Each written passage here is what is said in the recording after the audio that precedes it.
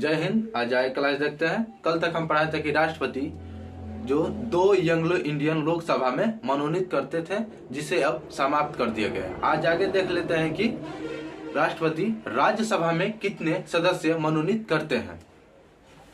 राज्यसभा में कला, सांस्कृतिक, साहित्य, समाज सेवा तथा विज्ञान क्षेत्र से जुड़े हुए 12 सदस्य को मनोनीत करते हैं। राष्ट्रपति राज्यसभा में 12 सदस्य को मनोनीत करते हैं। राष्ट्रपति राज्यसभा में 12 सदस्य को मनोनीत करते हैं। कला के क्षेत्र से, साहित्य के क्षेत्र से, समाज सेवा के क्षेत्र से, विज्ञान के क्षेत्र से जुड़े हुए 12 सदस्य को मनोनीत करते हैं राष्ट्रपति राज्यसभा में। आगे देखते हैं, राष्ट्रपति संसद के द्वारा पास किए गए विधेयक। राष्ट्रपति संसद के द्वारा पास किए गए विधेयक को आर्टिकल 111 के द्वारा हस्ताक्षर करके अनुमति प्रदान करता है, तभी कानून बनता है और देश में लागू होता है। कोई भी विधेयक जो संसद के द्वारा पास होता है, कोई भी विधेयक जो संसद के द्वारा पास होता है, उसे राष्ट्रपति आर्टिकल 111 के द्वारा हस्ताक्षर करते हैं, तभी देश में लागू होता है और देश में वह कानून बनता है। हस्ताक्षर नहीं करेंगे तो लागू नहीं होगा, कानून नहीं बनेगा। यही इसमें बताया गया है। और राष्ट्रपति लोकसभा और राज्यसभा की जब सत्र न चल रही हो, राष्ट्रपति जब लोकसभा और राज्यसभा की सत्र न चल रही हो तो कानून बनाना जरूरी हो। मान लीजिए कि लोकसभा और राज्यसभा का सत्र न चल रही हो और कानून बनाना जरूरी हो गया है, तो आर्टिकल 123 के तहत राष्ट्रपति अध्यादेश जारी कर सकता है। राष्ट्रपति अध्यादेश जारी कर सकता है और यह अध्यादेश जो है 6 सप्ताह तक लागू रहता है। आगे अब इसके आगे हम पढ़ाएंगे, इसको आप लिख लीजिए।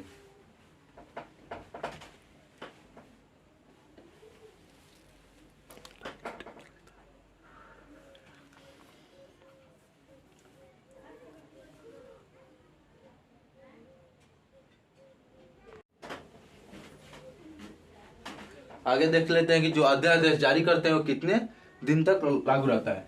तो राष्ट्रपति द्वारा जारी किया गया अध्यादेश 6 सप्ताह तक लागू रहता है। राष्ट्रपति द्वारा अध्यादेश जो जारी किए हैं वह 6 सप्ताह तक लागू रहता है। इसके बाद तभी लागू रहता है जब संसद अनुमति दे दे।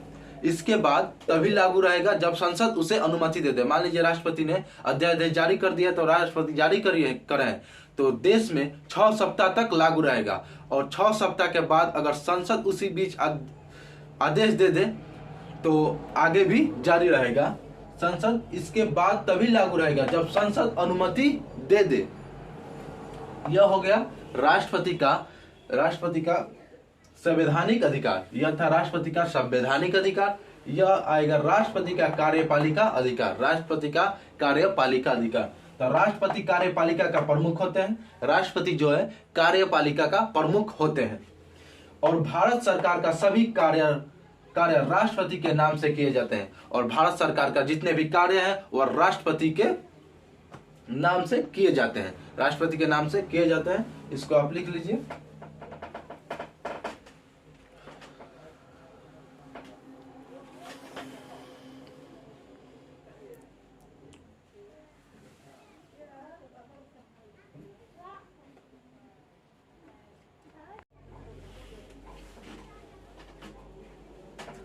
आगे देख लेते हैं कि और राष्ट्रपति क्या क्या करते हैं। तो राष्ट्रपति देश के प्रधानमंत्री का नियुक्ति करते हैं। राष्ट्रपति देश के प्रधानमंत्री का नियुक्ति करते हैं और प्रधानमंत्री के सलाह पर अन्य मंत्री को नियुक्ति करते हैं और प्रधानमंत्री के सलाह पर अन्य मंत्री को नियुक्ति करते हैं।